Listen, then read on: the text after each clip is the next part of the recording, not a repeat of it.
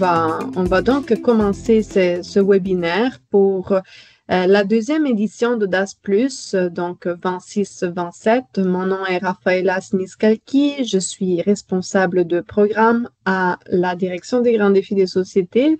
Marie-Pierre Cossette est aussi avec nous aujourd'hui. Si elle nous a pas déjà rejoint, elle va sans doute arriver dans quelques petites minutes, le temps de rejoindre sa postation pour se connecter. Et elle sera bien sûr avec nous pour la période de questions-réponses à la fin de cette présentation.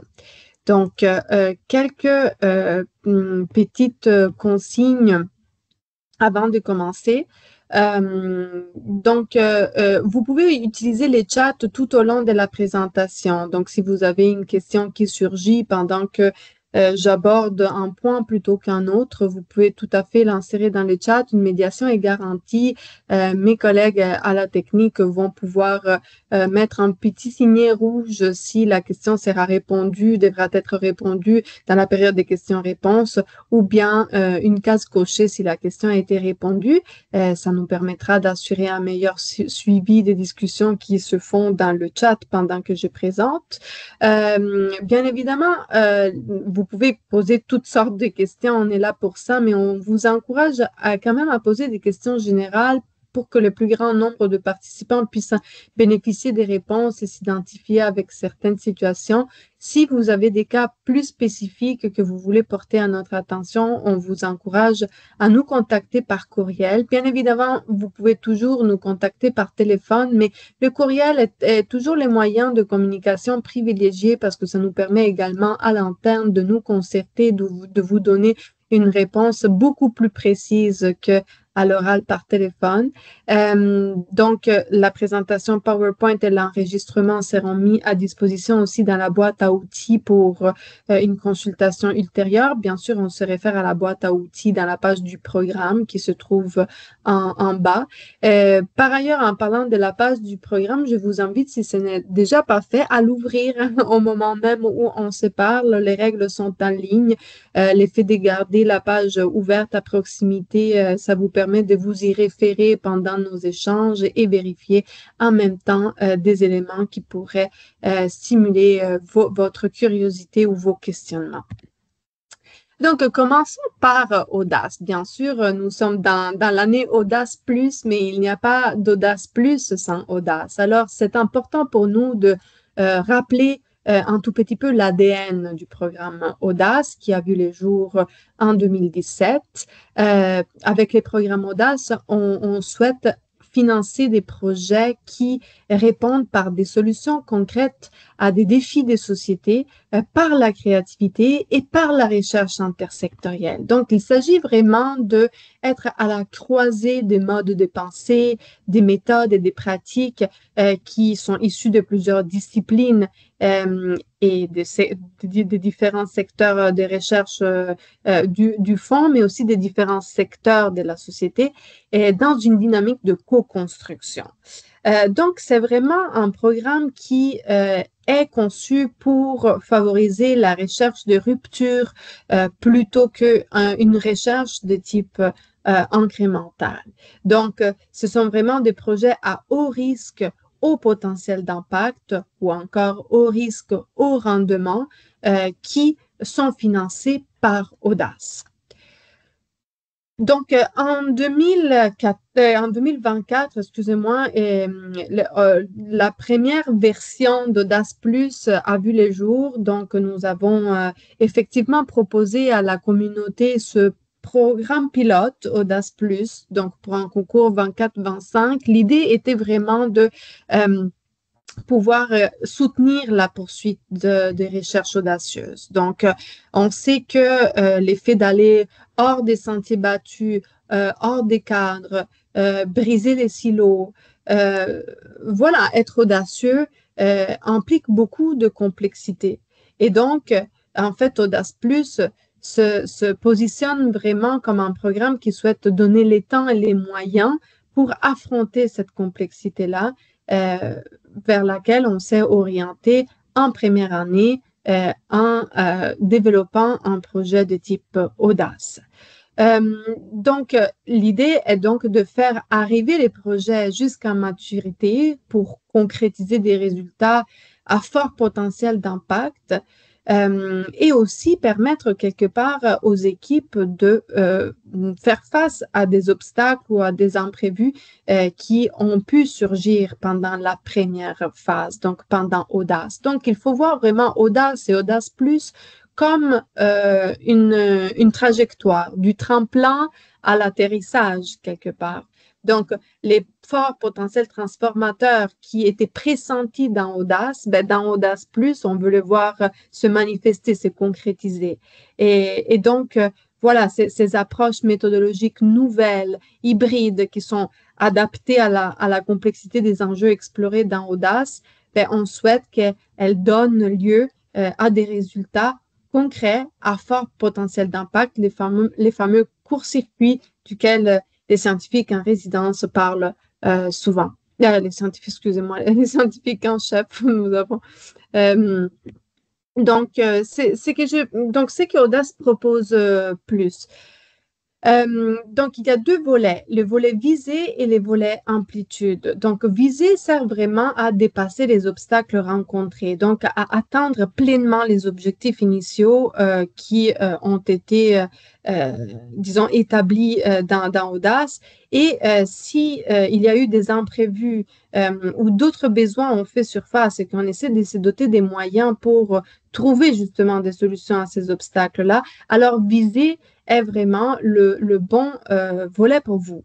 Ce n'est pas obligatoire de passer par Visée. Vous pouvez aussi directement passer d'un projet Audace à un projet Audace Plus volet amplitude.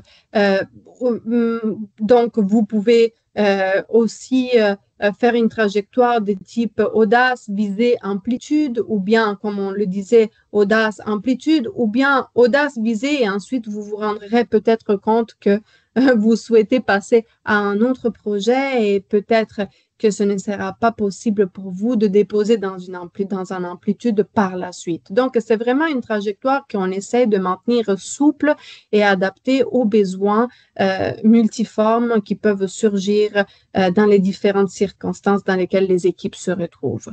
Les volets amplitude, quant à lui, servent vraiment à augmenter la portée des retombées. Donc, en fait, ça veut dire que les objectifs sont déjà rencontrés à la fin du projet Audace ou à la fin du projet visé. Et donc là, on veut les amener vraiment plus loin. Et donc, les projets qui sont ciblés pour Amplitude se situent vraiment dans une phase avancée de déploiement. Le maximum qu'on peut demander pour viser, c'est 100 000 $, qui peut être utilisé, un montant qui peut être utilisé sur 24 mois. Donc, normalement, la durée régulière serait de 12 mois, un an, mais vous pouvez les utiliser sur une période allant jusqu'à 24 mois. Et pour amplitude, c'est un maximum de 400 000 $, un montant qui doit être utilisé dans sa durée régulière sur 2 ans, mais l'utilisation peut être étendue jusqu'à 36 mois.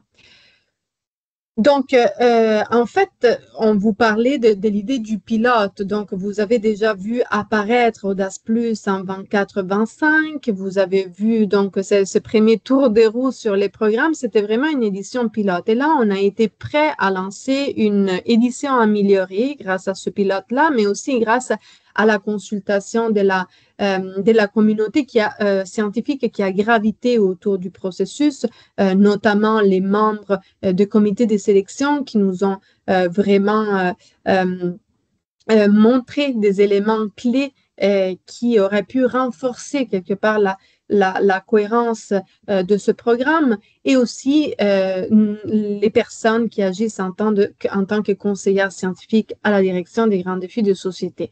Donc, c'était quand même une démarche concertée qui nous a amené à élargir l'admissibilité, disons, ficeler un peu plus les modalités de présentation de la demande, donc ajouter clairement des éléments de contenu que les comités s'attendent à retrouver dans les demandes. Et ensuite, bien évidemment, cette cette révision de la demande implique que les critères d'évaluation aient été aussi révisés pour les rendre plus précis, plus étanches, avec des sous-critères un peu plus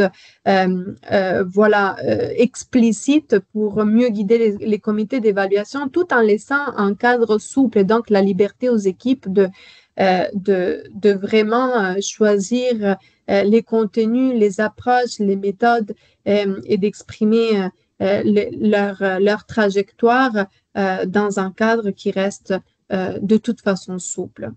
Donc, pour ce qui est de l'admissibilité, pour pouvoir déposer une demande dans les concours Audace Plus cette année, il va falloir avoir obtenu un Audace entre 2018 et 2024. Ça veut dire donc que les projets qui viennent tout juste d'être financés dans les concours Audace 25-26 qui viennent de se terminer ne peuvent pas déposer parce que, bon, ils sont bien trop récents pour pouvoir déjà avoir un projet en tête pour la suite. Ils doivent d'abord prendre leur temps pour développer la première phase.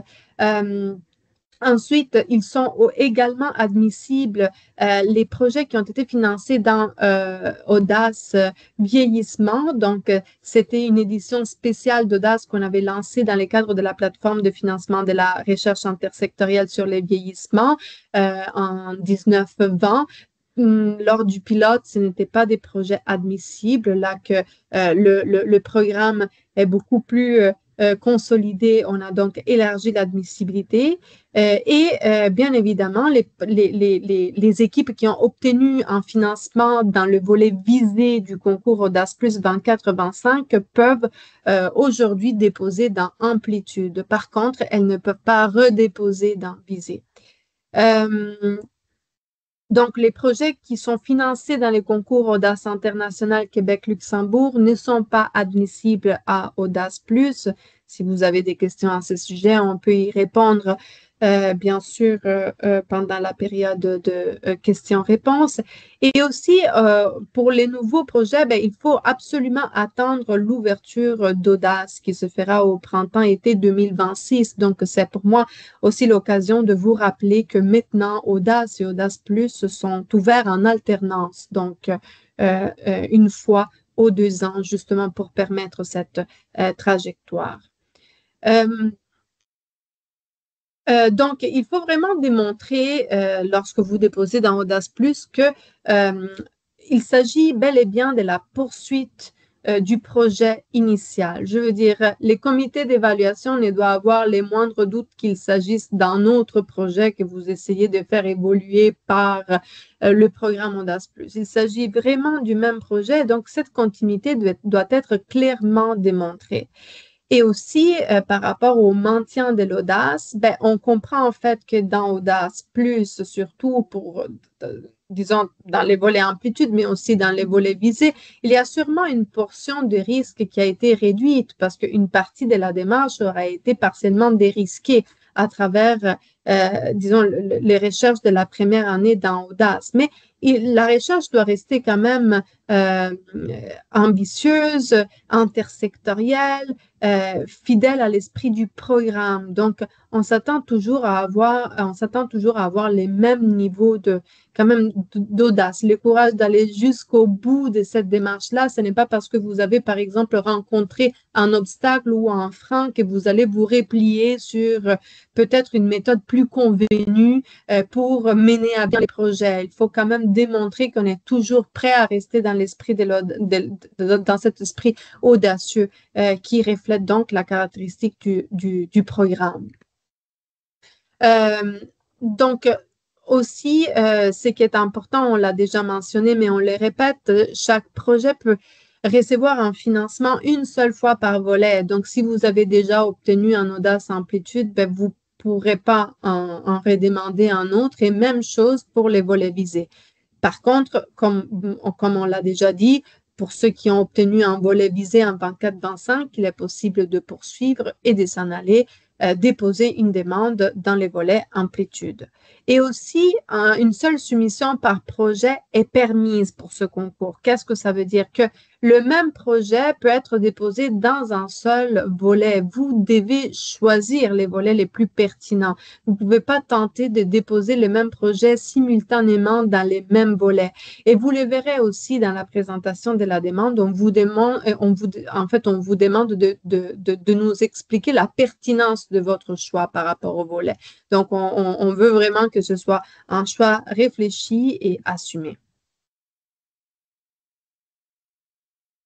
Maintenant, allons voir la composition d'équipe. Donc, j'ai mis entre parenthèses les statuts et les rôles pour qu'on puisse utiliser une terminologie assez précise et exacte qui se réfère au RGC, donc à nos règles générales communes. Donc, la composition minimale de l'équipe est constituée des deux chercheurs.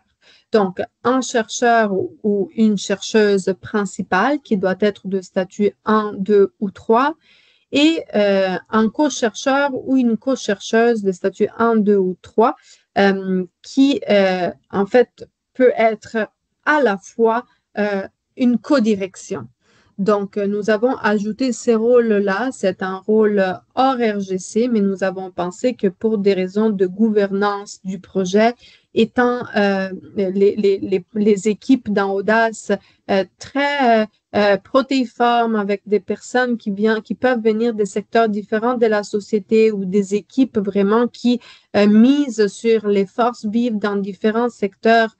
Donc, on a essayé de créer ce nouveau rôle pour permettre le plus possible de créer aussi une forme d'équité, de répartition équitable au niveau des rôles dans les équipes pour diminuer peut-être certaines perceptions au niveau des hiérarchies qui peuvent finalement aussi venir nuire à certaines dynamiques dans l'équipe. Donc, permettre à chacun de pouvoir vraiment assumer pleinement son rôle dans l'équipe. Ensuite, vous pouvez ajouter un nombre illimité de co-chercheurs et co-chercheuses, cette fois-ci de statut 1, 2, 3 ou 4. Pour ceux et celles qui ne sont pas familiers avec les statuts, on vous invite vraiment à aller lire le RGC, mais dans les statuts 4, on a 5 sous-types de statuts. On y retrouve notamment les citoyens, les personnes provenant d'un milieu de pratique, les artistes qui n'ont pas un cheminement universitaire, donc qui créent et travaillent en dehors du système universitaire. Et la nouveauté est que même les personnes de statut 4 peuvent assumer un rôle de codirection. Donc, par exemple, si vous déposez pour un projet qui soit de nature à rapprocher les arts et les sciences et que vous décidez de travailler, par exemple, en collaboration avec un artiste, bien évidemment, l'artiste ne pourra pas déposer la demande. Ça reste une prérogative du chercheur et de la chercheuse principale, on s'entend, pour financer la recherche. Mais si l'artiste a un rôle très important dans les processus, il peut être un co-chercheur de statut 4 et assumer un rôle de codirection. De la même manière, il peut être tout simplement un collaborateur, et ça me permet aussi de passer à l'élément manquant, si il apporte par exemple une expertise spécifique au projet et non pas de manière récurrente, mais de façon assez ponctuelle pour une expertise vraiment très, très spécifique. Donc, vous voyez un peu la différence qu'il y a entre un co-chercheur et un collaborateur. Ça me permet de passer à la prochaine diapositive pour vous expliquer, disons, la composition de la demande cette fois-ci. Donc, comment présenter une demande? Dans les règles du programme en ligne, vous allez trouver tous les hyperliens nécessaires pour vous amener vers les formulaires de la demande qui reste un formulaire standard et en ajout au formulaire, il y a des pièces jointes que vous allez ajouter, dont notamment le texte de la demande qui doit être d'un maximum de 4 pages. Ici, j'ai mis ce symbole-là d'une petite pouce parce qu'il y a des nouveautés au niveau du texte. On s'en parlait un tout petit peu avant.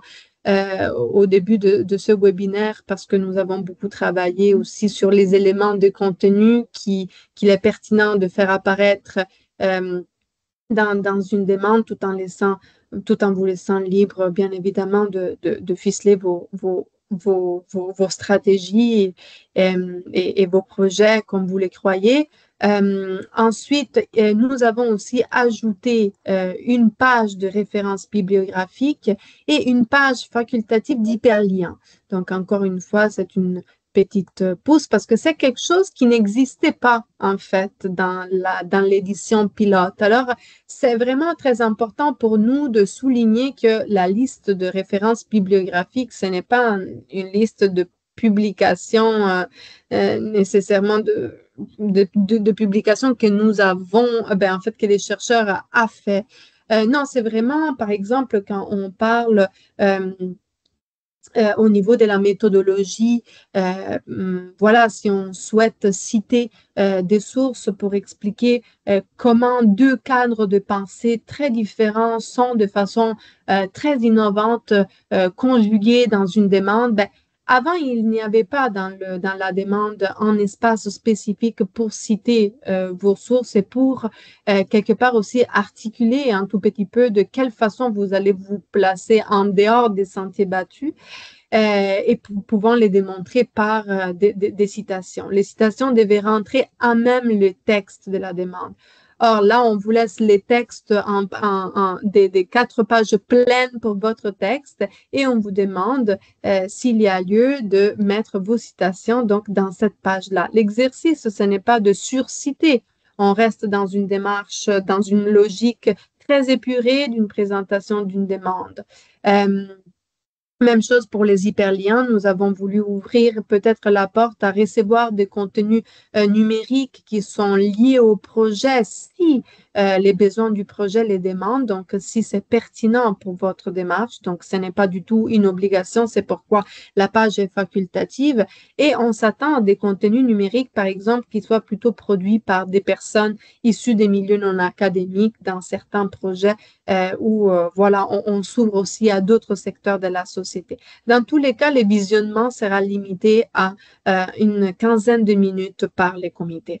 Pour le reste, vous avez, comme dans l'édition précédente, à ajouter les CV abrégés sur 2 pages. Les gabarits sont disponibles dans les règles du programme, je crois aussi dans la boîte à outils. Donc, s'il vous plaît, veuillez vraiment respecter les gabarits qui est offert. Vous avez à ajouter aussi les budgets détaillés du projet en ajoutant une page de justification budgétaire pour les équipes qui collaborent avec des co-chercheurs issus des milieux non académiques.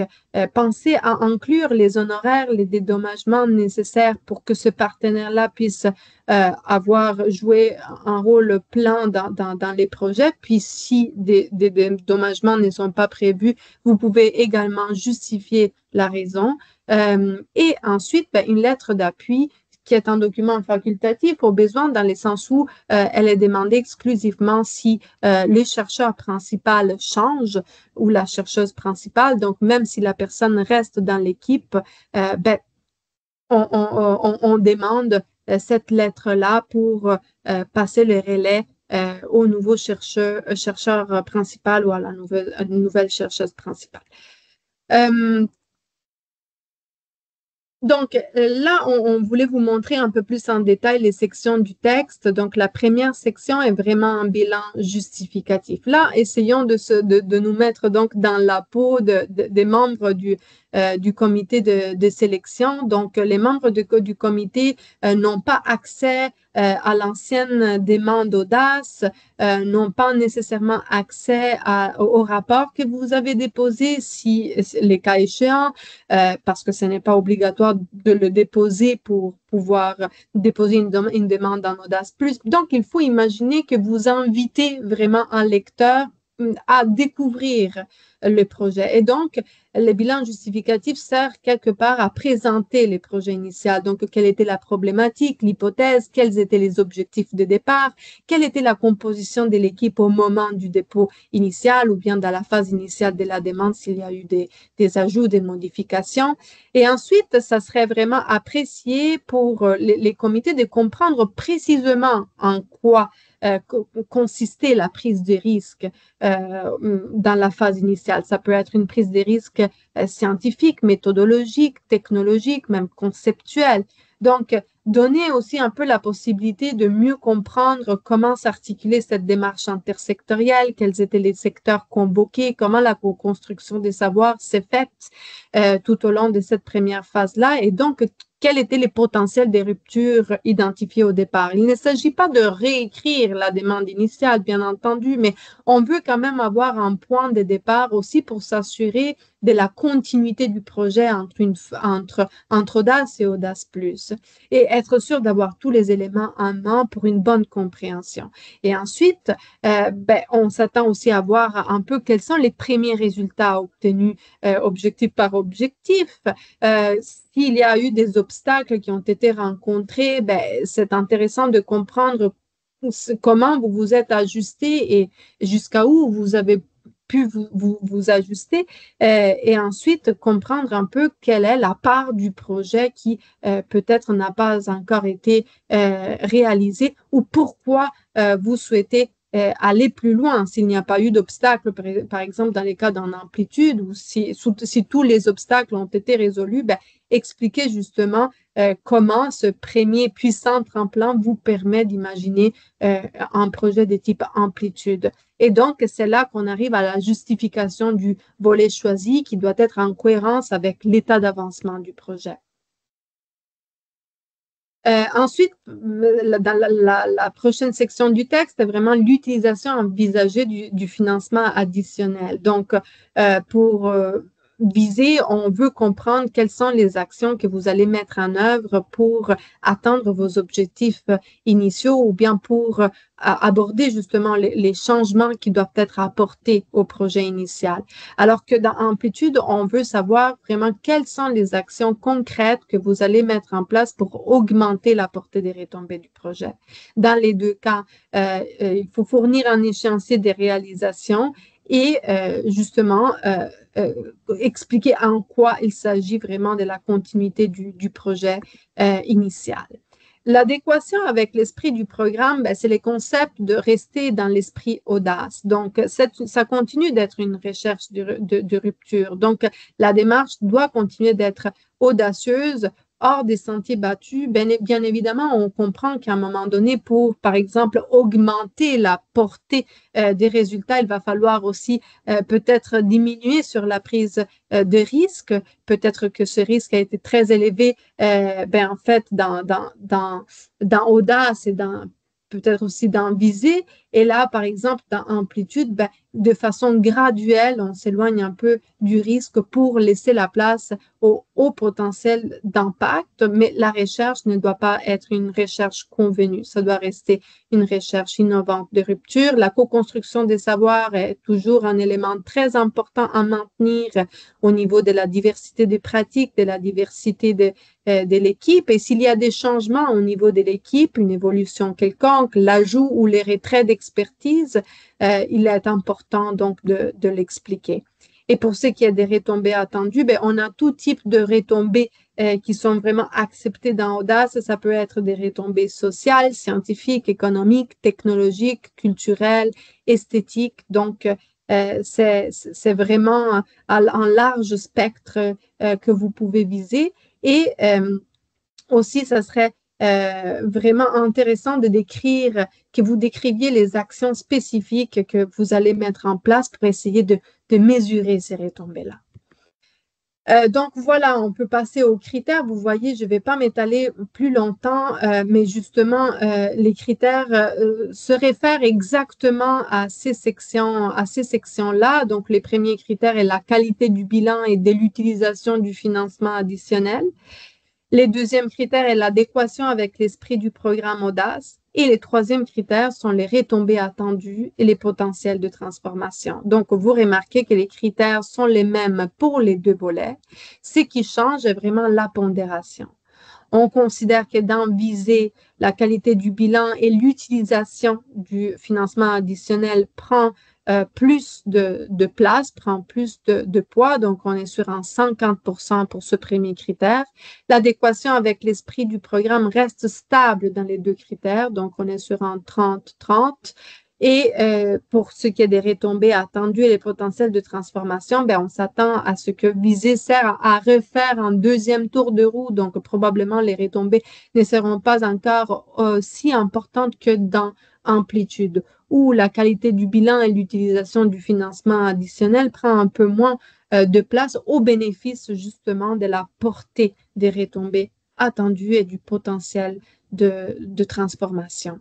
Donc ici, je vous ai mis les détails des sous-critères, mais honnêtement, pour garder la dynamique du webinaire comme on l'avait prévu, je vais passer au travers de ces diapositives. C'était vraiment pensé comme ça.